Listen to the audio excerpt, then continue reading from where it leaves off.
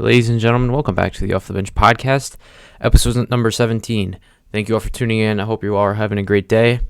We're covering the NBA and college basketball today. First, we're going to start off with the NBA. Actually, before we start with the NBA, NFL news. A lot of stuff happened yesterday. Yesterday was the franchise tag deadline at 4 p.m. Eastern time. We saw a lot of different Derek Carr specifically. He signed with the Saints not too long ago. So that's going to be interesting for the Saints going forward. Lamar got placed on the, I can't remember the name, the franchise tag where teams can offer up the 2 first-round picks if they sign them, if they want to sign them.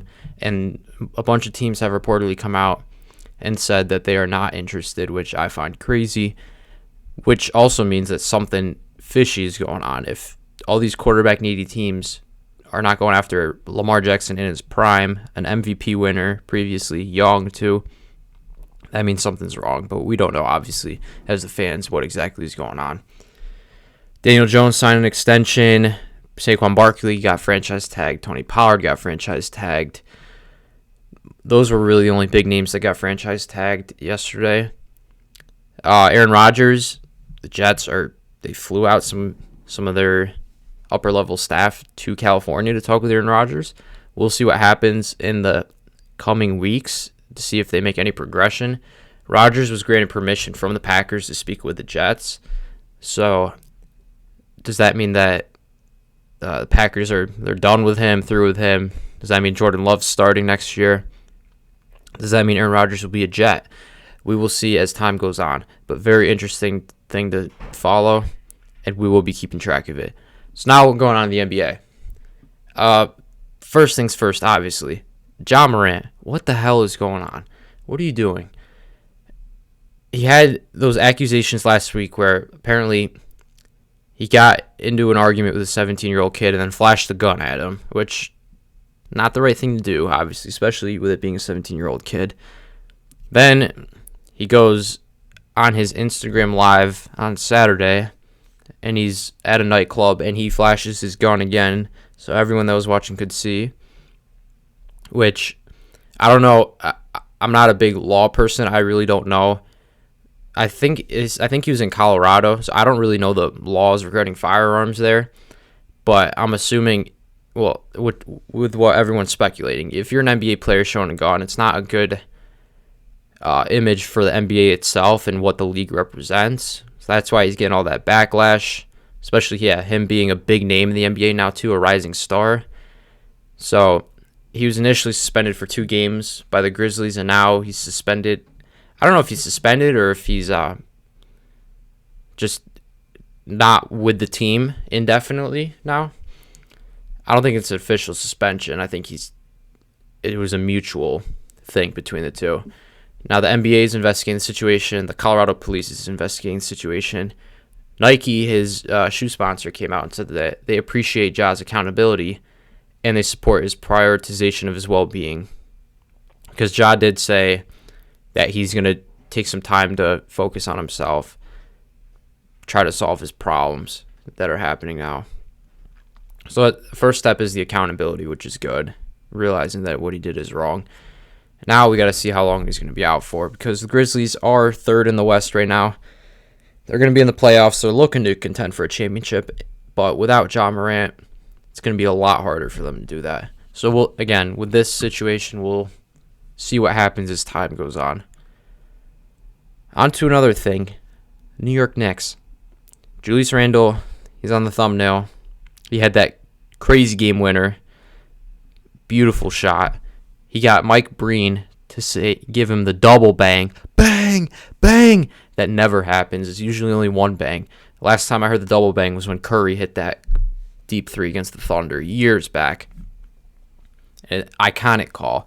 Now, Randall gets the double bang, making this one another iconic call.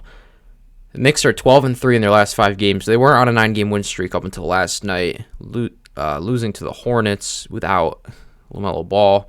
Again, Jalen Brunson didn't play for the Knicks either, but they have been playing good recently after the All-Star break. Julius Randle averaging 25 points, 10 rebounds. Jalen Brunson averaging 24.6 assists. He's really turned up his game since coming over from Dallas. I think Dallas is starting to regret now not offering him a contract extension, because I think he would have been doing just all right in Dallas with Luka. But I think it's better for his personal brand now, because he's making more of a name for himself. He's not playing under Luka's shadow. He's really leading the Knicks right now. They're fifth in the East right now, and they're seeking their second playoff appearance in 3 years. They made it back in 21. That's when they met the Hawks in the first round. Trae Young did his thing, bowed to the crowd in the series closing game.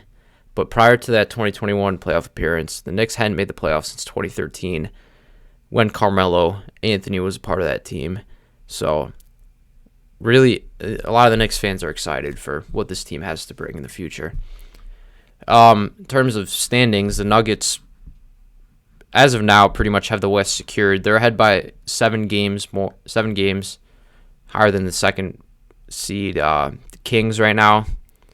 They have the MVP frontrunner Jokic. He's averaging a triple-double. But the rest of the West is wide open. The number 2 seed through number 13 seed, they're all within 8 games of each other. And with not that many games left in the year, I think about 19, maybe a little less than that. Really, except for the 1 seed, I think Denver's got that secured pretty much. 2 through 13 is literally anyone's thing. I mean, the Spurs and the Rockets aren't contending. They're so many games out. They're trying to get Victor Wembanyama in the draft. I think it's a 3-team race right now: the Spurs, the Rockets, and the Hornets, or maybe the Pistons too. I don't know. The Pistons haven't been playing too bad, but again, that group of teams are trying to. I mean, you're not supposed to tank technically, but again, they are trying to get Victor. Yeah, it is the Pistons. So Hornets have 21 wins, Pistons 15 wins, Spurs 16, Rockets 15. Really at the bottom of their respective conferences, trying to get that first overall pick. But the biggest surprise so far, I think, in terms of the Western Conference, has definitely been the Sacramento Kings. Right now, they're second in the West, being led by De'Aaron Fox and Sabonis. Remember, they had De'Aaron Fox and Tyrese Halliburton, and then they made that trade. Everyone didn't really like it, because you had Halliburton, who was an up-and-coming star, and now he's playing great. He made the All-Star game this past year. Great player. They make that trade with Indiana, send Halliburton and Buddy Hield to Indiana, get Sabonis, a few other players, and maybe a pick in return. But now, this year, it's really paying off, with both De'Aaron Fox and Sabonis making the All-Star game. The Kings as a team haven't made the playoffs in 17 years. They are an exciting team to watch, and I'm curious to see what they can do in the playoffs. In the West, the Nuggets are the only team with 40-plus wins, really showing how wide open the rest of the West is. The East, they have 4 teams with 40-plus wins. In Phoenix, ever since getting KD, I think they're not looking too bad, looking better. Devin Booker's looking better. In the past 3 games since Kevin Durant started playing with them, Devin Booker is averaging 36 points a game, because now Kevin Durant's first option. You have Booker, who's been a great scorer for most of his career, is now a second option, which in his time in Phoenix, he's always been the first option. Now he's the second, still a lethal scorer, and those points are really proving it for him. KD's averaging 27 points in that span. Chris Paul's averaging 9 assists in that span. So really going to be interesting and exciting to see how Kevin Durant can help them in the playoffs, because they're going to make the playoffs. But last year they disappointed after having the best record in the league in the regular season, escaped from the New Orleans Pelicans. Pelicans put up a great fight. That's when we really saw Alvarado come to life. But again, Zion was hurt, so we didn't see Zion. Then Mavericks, oh man. Mavericks dominated them in that one game, the closing game, beat them by, I don't know. It was a blowout, just to say the least. But we'll see how the Suns can rebound from that playoff loss last year.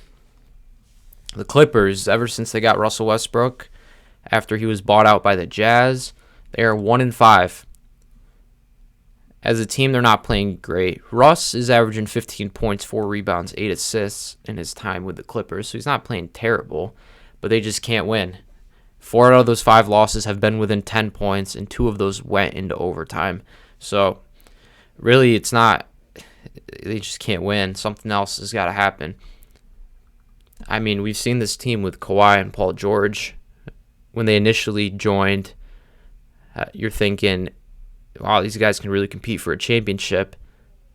That was the goal in mind, and the Clippers, they haven't really been able to do that. If they don't do it again this year, I mean, what do they really do? You think it's time to rebuild out in LA for the Clippers? Because Kawhi's getting old, Paul George is getting old, Russ is getting old. I mean, they gave up a lot of draft capital to get Paul George from the Thunder when they were building that core. I don't know. I think they should do it and get some of those picks back while both Kawhi and Paul George have some sort of value before they start to regress. But I don't know. I don't know what the Clippers have in mind. I think they should rebuild after this year if they don't get their championship. Take a look at the power rankings, top 15 in the NBA. Bucks stay at 1. They've been hot recently. They've been playing really good basketball. Nuggets are up to number 2. Celtics are down to number 3. Sixers stay at 4. Knicks are up 2 spots to number 5. The Cavs are at 6. The Suns are up 2 spots to number 7. Kings are at 8. Grizzlies move down 4 spots to number 9. Warriors are up to 10. The Timberwolves make a big jump up to number 11. Clippers down to 12. Mavs down to 13. And then the Nets at 14 and the Miami Heat at 15. And for the MVP odds, Jokic is still the favorite, but now Embiid and Giannis are tied for second, followed by Jason Tatum and Luka. So now we'll move on to college basketball. We are not that far out from Selection Sunday. 4 days. This Sunday, March 12th, Selection Sunday. Some teams have already booked their ticket to the big dance with the conference tournaments going on. So I think some of the tournaments actually do finish up on Sunday right before the selection show starts. But this past Saturday, we talked about how there were some big games happening for some teams. There were a lot of upsets on Saturday. First one, number 24 Texas A&M beat number 2 Alabama. One of the big games, Texas and Kansas. Number 9 Texas beats number 3 Kansas by 16. Unranked Iowa State beats number 7 Baylor by 15. Unranked West Virginia beats number 11 Kansas State. Unranked Auburn beats number 12 Tennessee. Unranked Seton Hall beats number 20 Providence by 24 points. And unranked Oklahoma defeats number 22 TCU. A lot of stuff happened Saturday, and it kind of changed some of the seedings in the conferences prior to their conference tournaments. It did shake up the top 25 a little bit. I'll read that right now. Houston stayed at 1. UCLA, they beat Arizona at home. That was a big game. They move up 2 spots to number 2. Kansas stays at 3. Alabama moves down 2 spots to number 4. Purdue's at 5. Marquette's at 6. Texas moves up 2 to number 7 after beating Kansas. Arizona stays at 8. Gonzaga moves up to 9. Baylor down 3 spots to 10 after that loss to Iowa State. UConn's up 3 spots to 11. Kansas State is down 1 spot to 12. Virginia stays at 13. Miami's up 2 spots to 14. Xavier, I don't know how you say it, up 4 spots to 15. St. Mary's is up 1 to 16. Tennessee is up 5 to 17. A&M is up 6 to 18 after that big win over Bama. Indiana's down 4 to 19. San Diego State down 2 to 20. Duke jumps up 5 spots to number 21. TCU stays put at 22. Kentucky stays put at 23. Creighton moves up 2 to 24. And Missouri moves up 1 to 25. And the teams that dropped out of the rankings were number 20 Providence, who lost, number 21 Maryland, and previous number 25 Pittsburgh. So, Speaking of the bubble teams, we've been looking at them for the past couple weeks, and there have been some movements. Now in the last 4 byes are Boise State, NC State, Pittsburgh, and Penn State. Last 4 in are Mississippi State, Utah State, Rutgers, and Nevada. First 4 out, Oklahoma State, Wisconsin, Arizona State, and North Carolina. North Carolina, they lost to Duke, obviously at home. They really want to up their chances. They got to be very impressive in the conference tournament. The next 4 out are Michigan, Charleston, Clemson, and Oregon.